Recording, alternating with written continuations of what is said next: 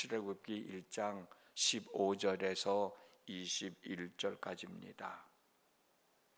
우리 다 함께 천천히 같이 읽겠습니다. 시작. 애굽 왕이 히브리 산파 십브라라 하는 사람과 부하라 하는 사람에게 말하여 이르되 너희는 히브리 여인을 위하여 해산을 도울 때에 그 자리를 살펴서 아들이거든 그를 죽이고 딸이거든 살려두라. 그러나 산파들이 하나님을 두려워하여 애굽 왕의 명령을 어기고 남자 아기들을 살린지라. 애굽 왕이 산파들을 불러 그들에게 이르되 너희가 어찌하여 이같이 남자 아기들을 살렸느냐. 산파가 바로에게 대답하되 히브리 여인은 애굽 여인과 같이 아니하고 건장하여 산파가 그들에게 이르기 전에 해산하였다이다 하매 하나님이 그 산파들에게 은혜를 베푸시니 그 백성은 번성하고 매우 강해지니라. 그 산파들은 하나님을 경외하였으므로 하나님이 그들의 집안을 흥왕하게 하신지라. 아멘. 연휴 마지막 날인데 새벽을 깨우시느냐고 애쓰셨습니다. 연휴를 즐기는 사람들 가운데서는 오늘 하루가 참 아쉬워하는 사람들도 있을 거예요. 그런 생각을 하면서 저는 우리가 이 땅을 살아가는 삶이 언젠가는 끝날 텐데 그 끝나는 삶이 아쉽지 않고 잘 살았다라고 고백하며 하나님께 하나님 품에 안기는 삶을 살면 얼마나 좋을까라는 생각을 해봤어요. 오늘 하루의 삶이 저나 여러분들 삶 가운데서 후회함이 없는 복 있는 한 날의 삶을 살아갔으면 좋겠다. 그런 날 되어질 수 있기를 주님의 이름으로 축복합니다. 조금 전에 읽었던 본문 출애굽기 1장 17절 말씀을 한 번 더 읽어드리겠습니다. 산파들이 하나님을 두려워하여 애굽 왕의 명령을 어기고 남자 아기들을 살린지라. 하나님은 당신이 말씀하신 대로 분명 사랑의 하나님이십니다.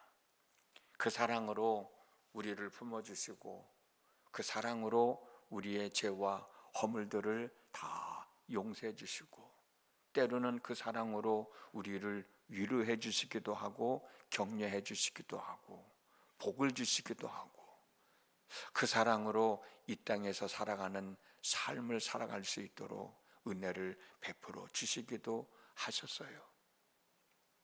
그런데 산파들은 이와 같은 사랑의 하나님을 두려워했다는 겁니다. 얼마만큼 하나님을 두려워했냐면 왕의 명령을 어길 정도로 하나님을 두려워했다는 거예요.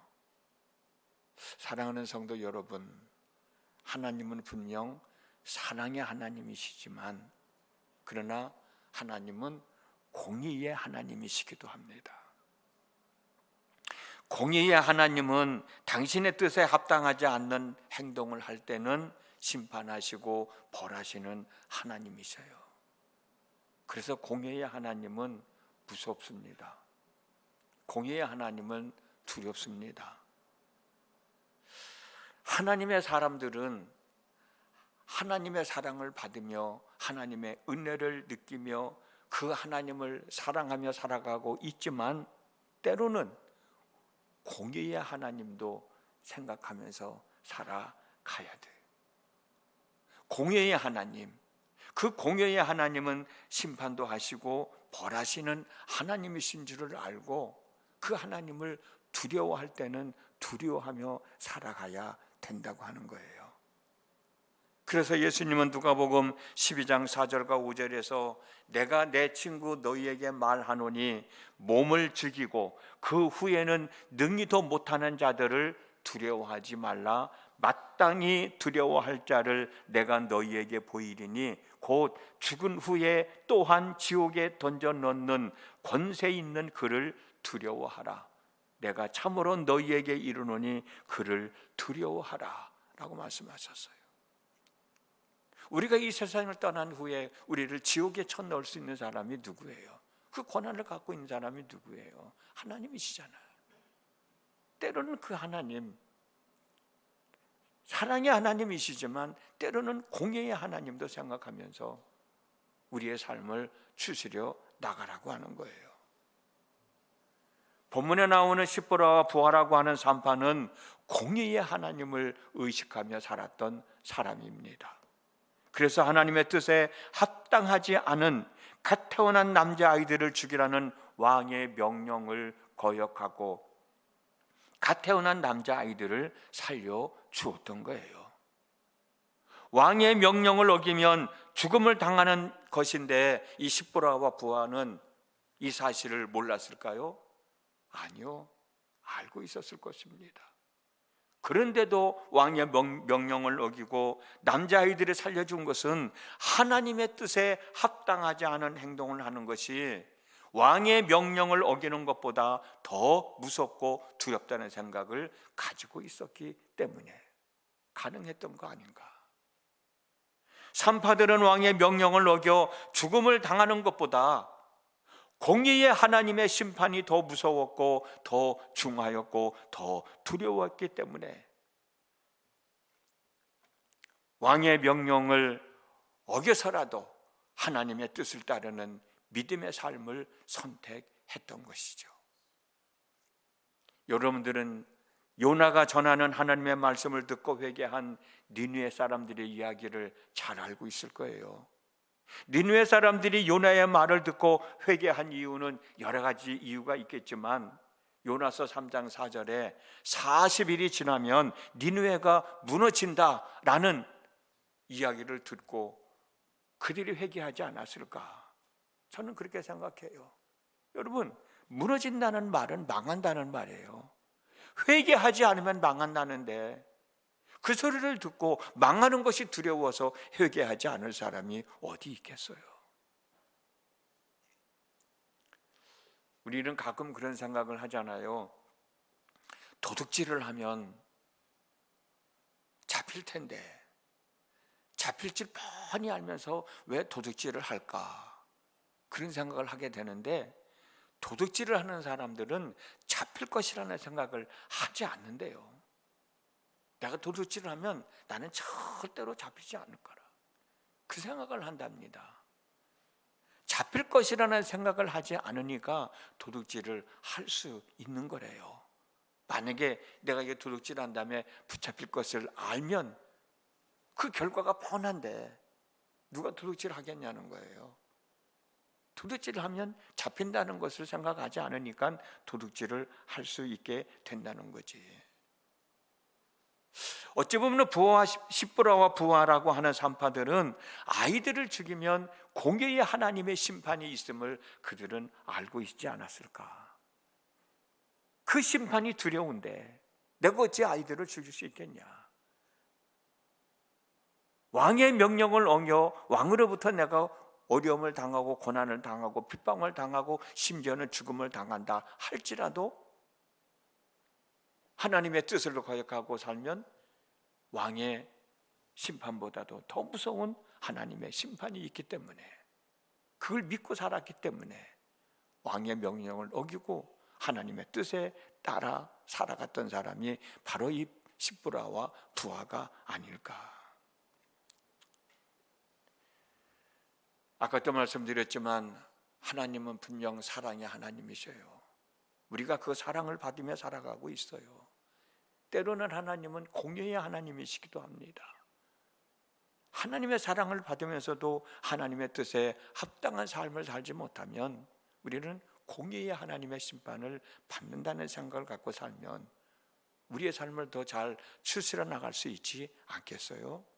오늘 본문에 나오는 산파들처럼 산파들이 죽음을 당한다 할지라도 왕의 명령을 거부하고 하나님의 뜻을 따를 수 있었던 것은 어떤 마음이었기 때문에 그랬을까? 아마도 하나님을 진정으로 사랑하는 마음이 있었기 때문에 가능했을 것이다 라는 생각을 합니다. 하나님을 진정으로 사랑하는 사랑이 없다면 하나밖에 없는 목숨을 버리면서까지 하나님의 뜻을 따를 수 있었을까? 하나님을 두려워했어요. 왜? 공의의 하나님이시기 때문에. 그렇지만 내가 그 하나님을 사랑한다고, 그 하나님을 사랑하기 때문에 그 하나님의 뜻을 벗어날 수가 없는 거예요. 내 목숨을 잃는다 하더라도 나는 그 하나님을 사랑하며 살아가야 되겠다라는 마음이 이 산파들에게 있었다는 것이죠. 요한복음 15장 13절에서 예수님은 이렇게 말씀하셨어요. 사람이 친구를 위하여 자기 목숨을 버리면 이보다 더 큰 사랑이 없나? 더 큰 사랑이 없다고. 이 말씀은 곧 친구를 사랑하는 마음이 있기 때문에 친구를 위하여 자기 목숨을 버릴 수 있다는 말씀이잖아요. 십보라와 부하에게 하나님을 진정으로 사랑하는 사랑이 없었다면 목숨을 담보로 하는 행동은 하지 않았을 거예요. 하나님을 진정으로 사랑하는 사랑이 있었기 때문에 목숨을 바쳐서라도 하나님의 뜻을 따르겠다는 결단을 할 수 있었던 것이죠. 우리가 읽었던 본문 출애굽기 1장 21절을 보면 그 산파들은 하나님을 경외하였으므로 하나님이 그들의 집안을 흥왕하게 하신지라 라고 말씀하셨어요. 경외라는 뜻은 여러 가지 뜻이 있습니다만 그 중에 하나는 두려워하며 공경한다는 뜻이에요. 그러므로 하나님을 경외했다는 말은 공의의 하나님의 뜻에 따르는 삶을 살았다는 얘기거든. 경외하는 마음, 즉 공의의 하나님을 바라보며 사랑하며 하나님의 사람으로서의 삶을 살았던 십보라와 부하에게 주어진 하나님의 보상은 집안을 흥왕하게 하는 것이었어요. 십보라와 부하는 집안이 번성하게 되는 복을 받았다는 말씀입니다. 우리는 오늘도 하루의 삶을 살아갑니다. 오늘 하루의 삶 속에 공의의 하나님께 부끄럽지 않게, 우리가 하나님을 사랑한다고 고백했는데 그 고백에 부끄럽지 않게 하나님의 뜻을 따르는 삶을 살아간다면 하나님은 얼마나 기뻐하실까? 그런 저와 여러분들에게 집안이 흥왕하게 하는 복을 허락해 주시지 않을까? 오늘도 이 말씀을 좀 마음에 담고 살아가면서 하나님은 사랑의 하나님이시지만 공의의 하나님이시다. 내가 그 하나님을 진정으로 사랑할 때 나는 그 하나님의 뜻에 합당한 삶을 살아가게 될 것이고 내 집안이 흥왕하는 삶을 살아가는 복을 받게 될 것이다 라는 말씀을 마음에 간직하고 오늘 하루의 삶도 잘 지스리며 살아가는 우리 모두가 되어졌으면 정말 좋겠습니다. 기도합니다. 연휴 마지막 날을 보내고 있습니다. 연휴를 즐기는 사람들 중에는 오늘 하루가 지나는 것을 아쉬워하는 사람들도 있겠지만 또 하루의 삶을, 연휴 기간을 잘 보냈다고 고백하며 또 내일을 꿈꾸는 사람들도 있을 거예요. 저희들은 어떤 마음을 가지고 오늘 하루의 삶을 살아가야 될까? 언젠가는 우리도 이 세상에서의 삶을 마치고 하나님의 품에 안겨야 될 텐데 그때 잘 살았다라고 고백하며 하나님의 품에 안길 수 있는 저희들의 삶이 되어지게 하여 주시고 오늘 말씀을 나눴던 산파들처럼 사랑의 하나님이시지만 때로는 공의의 하나님이신 것도 잊지 말고 그 하나님의 뜻에 합당하게 사는 저희들 되어지게 하시고 그 하나님을 진정으로 사랑하는 그 마음으로 언제 어디서든지 하나님의 말씀을 순종하며 살아가는 참 믿음의 권속들 되게 하여 주시어서 하나님이 우리의 집안을 흥왕하게 하여 주시는 복을 받아 누리며 하나님의 영광을 드러내며 사는 저희 모두가 되어질 수 있도록 하나님 이 시간 우리들을 기억하여 주옵소서. 새벽을 깨웠습니다. 분명 이유가 있습니다. 그 이유를 하나님 앞에 고백할 때 하나님 들으시고 응답하여 주시옵소서. 예수님의 이름으로 기도드렸습니다. 아멘.